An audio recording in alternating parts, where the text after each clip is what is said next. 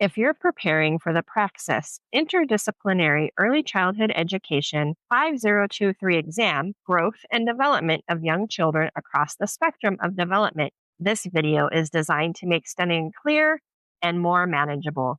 Hi, I'm Selena, a teacher with over 21 years of classroom experience and a test prep expert with Study.com. In this lesson, we'll break down key developmental concepts and sample questions so you can better understand how children grow, learn, and develop both socially and emotionally, helping you approach the exam with confidence on test day. Let's dive in.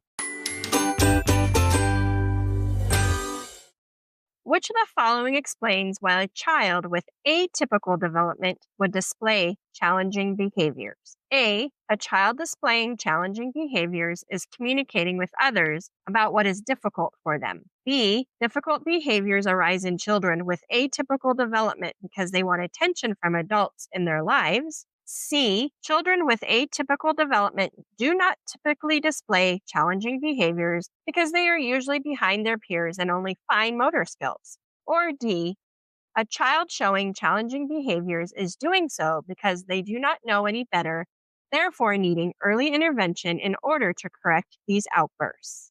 Let's walk through the process of elimination. B is incorrect because challenging behavior is not usually about wanting attention.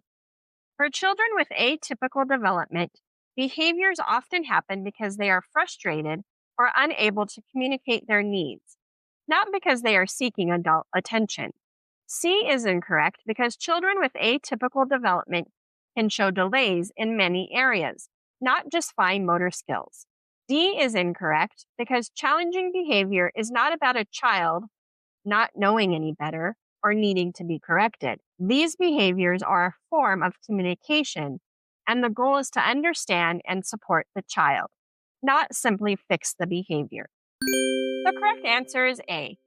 A child displaying challenging behaviors is communicating with others about what is difficult for them. Behaviors arise for children who are behind in development because this is the best way they know how to communicate what they might not understand how to communicate with their words. A child who's starting to understand that other people have thoughts, feelings, and perspectives that are different from their own is demonstrating a developmental milestone known as A, object permanence, B, theory of mind, C, conservation, or D, egocentrism. A is incorrect because it refers to understanding that objects still exist even when they can't be seen. C is incorrect because it describes understanding that quantity stays the same even when the shape or appearance changes. D is incorrect because it is the opposite of this skill. This means a child has difficulty seeing things from another person's perspective. The correct answer is B, theory of mind. Theory of mind refers to the understanding that others have thoughts, feelings, and perspectives that may be different from one's own. This is a significant cognitive milestone in early childhood development. Which of the following social emotional milestones is typical of a 3-year-old child? A, begins to develop a gender identity. B, expresses a wide range of emotions. C, develops the ability to differentiate between right and wrong. Or D, can regulate emotions and behaviors to meet situational demands. A is incorrect because this typically starts earlier, around ages 2 to 3, and continues developing over time. C is incorrect because this skill usually develops later as children grow in moral reasoning and understand rules more clearly. D is incorrect because strong emotional self-regulation is still developing at age 3. Most 3-year-olds need adult support to manage emotions. The correct answer is B, expresses a wide range of emotions. At 3 years of age, children begin to express a wider range of emotions and have a basic understanding of others' emotions. Most 3-year-olds need adult support to manage emotions. What is the most effective way to teach adaptive skills to young children? A, by telling them what to do. B, by punishing them for not doing it right. C, by showing them what to do. Or D, by doing it for them. A is incorrect because young children often don't learn adaptive skills just by verbal instructions. They need to see the skill modeled. B is incorrect because punishment does not teach a skill.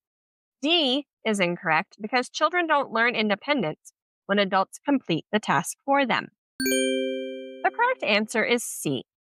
Demonstrations are a powerful teaching tool. Children learn best by observing and imitating. Now that you've worked through a few sample questions, let's take a closer look at what this part of the Praxis Interdisciplinary Early Childhood Education 5023 exam is really assessing. This part of the test focuses on your understanding of typical and atypical development, including social emotional growth, cognitive milestones, and adaptive skills across early childhood.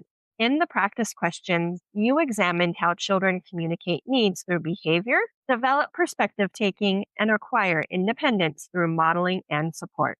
The goal isn't just to memorize developmental terms, it's to understand how children learn and grow so you can respond thoughtfully, support development effectively, and confidently choose the best answer on test day. For more practice, check out our Praxis Interdisciplinary Early Childhood Education 5023 exam. And for even more detailed practice, strategies, and customizable study materials, head over to study.com and check out our Praxis Interdisciplinary Early Childhood Education test prep course. Those who use study.com boast a 92% pass rate. Our courses include full-length exams, hundreds of authentic practice questions, and short, targeted video lessons specifically developed based on the latest test updates. With our resources, you'll know exactly what to expect on test day. Like this video and subscribe to this channel, and please leave your questions and success stories in the comments. We would love to hear from you. Thanks for watching, and happy studying.